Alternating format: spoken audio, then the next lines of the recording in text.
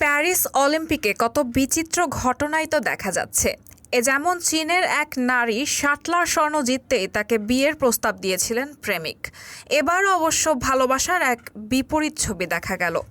এবারের আসরের টেনিসের mixed doubles বিভাগে স্বর্ণ জিতেছেন চেক টেনিস তারকা ক্যাটরিনা সিনিয়াকোভা এবং টমাস মাচাক। আর স্বর্ণ জয়ের পরেই তাদের নিয়ে এক অবাক করা গল্প সামনে এসেছে। জানা গেছে পদক জেতার মাত্র কয়েকদিন আগেই নাকি চেক টেনিস যুগলে বিচ্ছেদ হয়ে যায়। মোট ৩ বছর সম্পর্কে থাকার পরে নাকি তারা আলাদা হয়ে যান।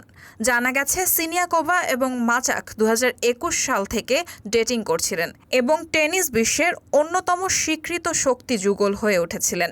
তবে প্যারিস অলিম্পিক্সের ঠিক এক সপ্তাহ আগে ২০২৪ প্রাগ ওপেনে তারা তাদের বিচ্ছেদের ঘোষণা করেছিলেন।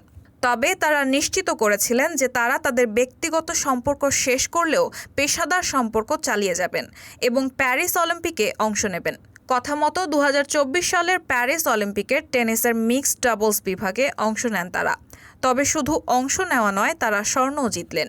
স্বর্ণপদকের ম্যাচে চীনের ঝিজেং ঝাং এবং ওয়াং জিনিউয়ের মুখোমুখি হয়েছিলেন এবং রোমাঞ্চকর ম্যাচে টাইব্রেকারে ৬-২, ৫-৭, ১০-৮ জয়ী হয়েছিল।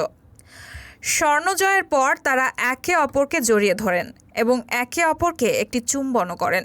স্বর্ণপদক জয়ের পরে টমাস মাচাক এবং ক্যাটরিনা সিনিয়াকোভাকে সাংবাদিকরা তাদের ব্যক্তিগত সম্পর্ক নিয়ে বেশ কয়েকটি প্রশ্ন করেন। দম্পতি এই প্রশ্ন শুনে বলেছিল যে তাদের সম্পর্ক একটি ব্যক্তিগত বিষয়। তারা বলেন, এটা আমাদের ব্যক্তিগত জীবন, তাই এটা জানার দরকার নেই। আপনি যখন বিভ্রান্ত হন তখন আমরা এটি পছন্দ করি। সিনিয়াকোভা হাসতে হাসতে বলেন, এটি টপ সিক্রেট। রায়হানা মুন, সবার কথা।